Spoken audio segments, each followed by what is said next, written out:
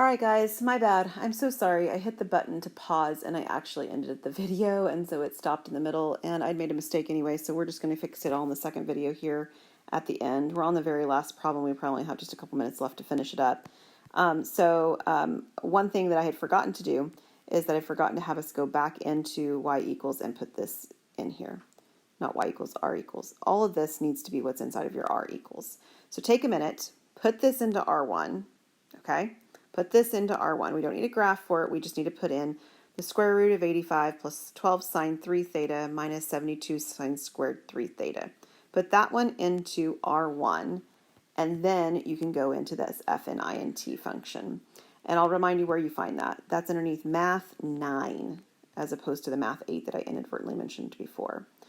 If you're looking at this from the other version, like if you have another operating system on your calculator, it actually pulls up a script S when you do that.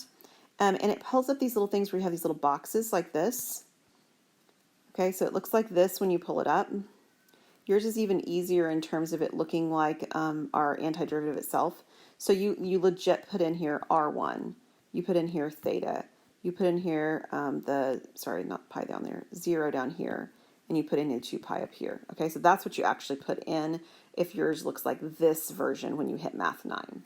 So take a minute and put in the boxed expression, radical, 85, and so forth in R1, and then you can hit math 9 and let it do this calculation. All right, so I paused that while my calculator was doing this, so you can't really tell my lapse of time, but if your calculator is anything like mine, it took it a little while to actually calculate this.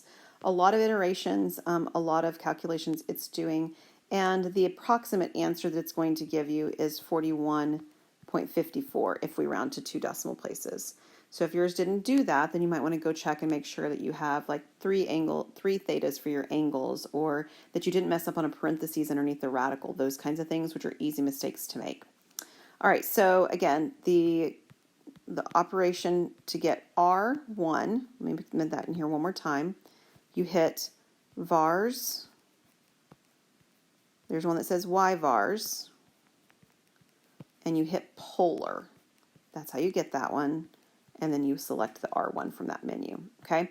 So sorry for all my mistakes. This is what happens when I record videos by myself, is there's no one here to tell me, hey, Dr. Hands, wait a minute, you made a mistake up there. So I do hope that I got all of them and caught all of them for us while we were working. If not, or if you have any questions, please feel free to email me and ask. Let me iterate one more time too. We had to stop here and use the calculator because there's no more algebra or trig techniques that allow us to make this any better. Could we have done a power reducing formula for I sine squared? Perhaps. It wouldn't have gotten any better though.